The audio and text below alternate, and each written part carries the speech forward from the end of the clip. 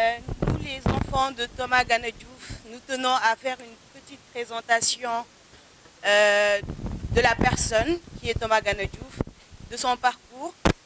En mars 1971, il recevra une formation en transcription phonétique et en enquête ethnologique et se lancera en tant qu'informateur dans la recherche en tradition orale.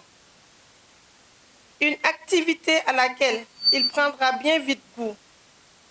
Ardent patriote, il ne ménagera aucun effort pour aller recueillir et codifier le savoir traditionnel et ancestral enfoui dans les différentes contrées de son terroir natal, et ce, en dépit des contraintes liées à sa profession, puisque ce chercheur en tradition orale du Ndout entrera dans les forces de défense et de sécurité pour servir les sphères hautement sensibles de l'État du Sénégal, où il sera remarquablement distingué.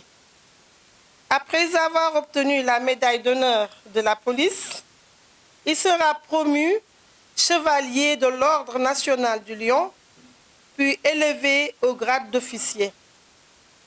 Outre sa casquette de photographe professionnel et d'auteur radiophonique, il endosse également un rôle de consultant ou de mentor pour les étudiants ndouts spécialisés en civilisation africaine.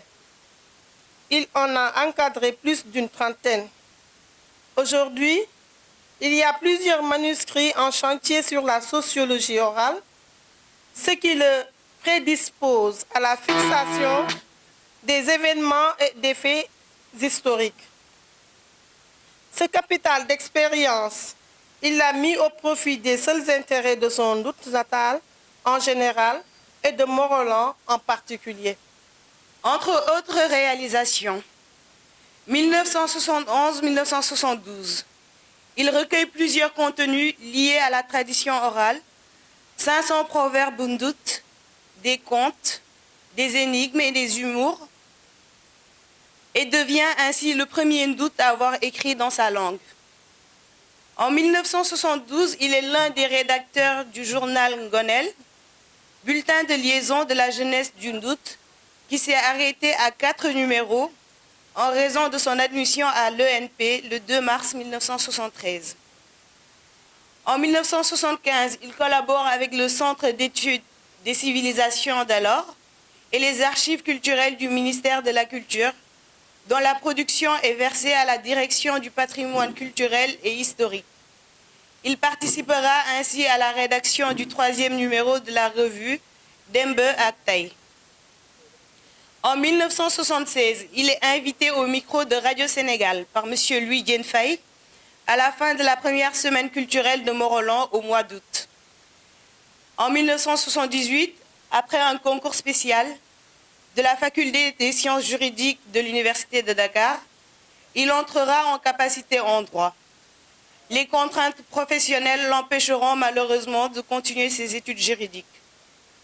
En février 1984, il est coproducteur avec Louis Dienfaye de l'émission Rencontres de culture de Radio Sénégal.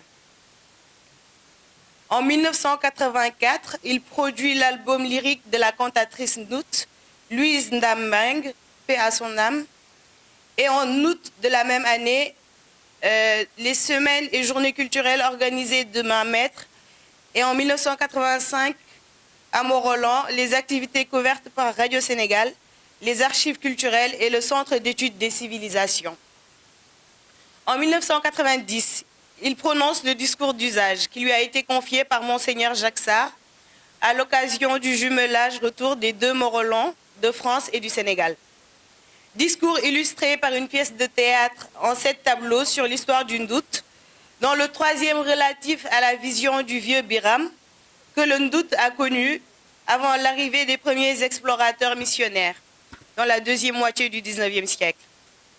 Le 18 mai 1993, il est membre du comité ICOM UNESCO et auteur de la fresque jouée sur l'histoire du Ndout à l'occasion de la Journée internationale des musées de l'ICOM. En 1996, il est maître de cérémonie de la Grande Nuit de Mont-Roland au Théâtre national Daniel Sorano de Dakar. En 1997, il produit la cantatrice Sophie Ndoukoura Gueye, dont il était le manager. Et en 1997, donc toujours la même année, il produit à la RTS des émissions sur la culture ndoute, notamment Visage du Sénégal de Radio Sénégal International et Ndoute Sikiri de la chaîne nationale de Radio Sénégal, CNRS. De 1994 à 1997, il reçoit une formation en théologie à l'école de théologie du soir de l'archidiocèse de Dakar. Première promotion, diplôme remis le 16 juillet 1997 par le cardinal Yassine Tchandoum. En 1997, il conduit le groupe Ndoute à la soirée culturelle des Sérères du Nord-Ouest, Ndour Safen Non Lala, organisée par la RTS. En 1998, il est élu secrétaire général adjoint de l'association Agen et Djombogne à l'issue du congrès de Ziguinchor. En 1999, il conduit la délégation de Mont-Roland au 3e festival Agen et Djombogne de Joal et joue un rôle capital dans le choix de Mont-Roland comme deuxième site de ce festival. Le 25 août 2000, il est organisateur principal du mémorial Joseph Salah Diouf, son modèle dont il se réclame l'héritier culturel. Ancien disciple de Léopold Sédar Senghor, dont la cérémonie d'ouverture a été présidée par le Premier ministre Moustapha Niasse. Le 10 décembre 2000, il est désigné à l'issue d'un conseil local de développement, coordinateur du projet de radio communautaire lancé depuis 1997 par la Fédération des groupements de paysans des communautés rurales de Mont-Roland et de Notogui-Djama, en remplacement de l'ancien coordinateur démissionnaire. En janvier 2001, il participe à la conférence panafricaine des radios communautaires organisée par Lamarck Afrique. En avril 2001, il est panéliste à Thiès sur le thème « L'originalité des Sérères du Ndoute dans l'espace kayorien » à l'occasion de la 3e édition des Journées culturelles sérères sous l'égide d'Ndefleng à Thiès. En août 2001, il participe en qualité de coordinateur de BMFM à l'atelier de formation sur le management des radios communautaires, Station Planning and Development Workshop, organisé par Lamarck Afrique et l'OZISA, ce qui le conduira à Johannesburg et Cape Town. En janvier 2004, il participe à l'atelier Médias communautaires et engagement citoyen dans l'action publique, organisé à Kaolack par International Institute for Environment and Development, Institut international pour l'environnement et le développement, grâce à un appui de la Banque mondiale. Le 13 mai 2005, il est membre de la délégation des cadres Ndoute reçue par le Premier ministre Macky Sall. En juin 2005, il participe en qualité de coordinateur de BNFM à l'atelier sous-régional, relier la recherche agricole et la radio rurale, organisé par le réseau de radio rurale des pays en développement, dont le siège se trouve à Ottawa, Canada. Le 1er juillet 2005, il présente une communication à Linguère à l'intention du regroupement des associations de ressortissants sérères du Jolof sur le thème « La particularité des branches du Nord-Ouest dans le tronc commun du monde sérère ». Et en 2005, le 4 octobre précisément, d'abord invité à Radio Chrétienne de France, il présente le même jour une communication à Chaussin, à Dole, dans le Jura, en France, sur l'histoire des origines du jumelage des deux Mont-Roland, avec comme thème « La Vierge Marie l'a choisi avant les hommes ». Mont-Roland du Sénégal, un lieu où souffle l'Esprit de Dieu. En 2010, il est panéliste à Douta-Sec, au mémorial de Babacar Sédir Diouf, organisé par l'association 3D. En 2011, au mois de mars, il est panéliste à l'École normale supérieure de Dakar lors de la journée internationale de l'esclavage organisé par le département d'histoire de l'UCAD.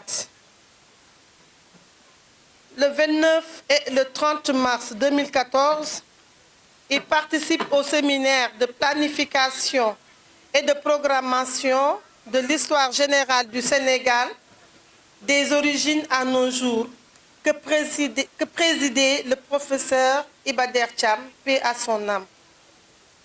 En 2016, au mois de février précisément, il est panéliste encore au symposium sur la vie et l'œuvre de Serigne Alpha Chomban, le propagateur de la foi islamique dans le Ndout.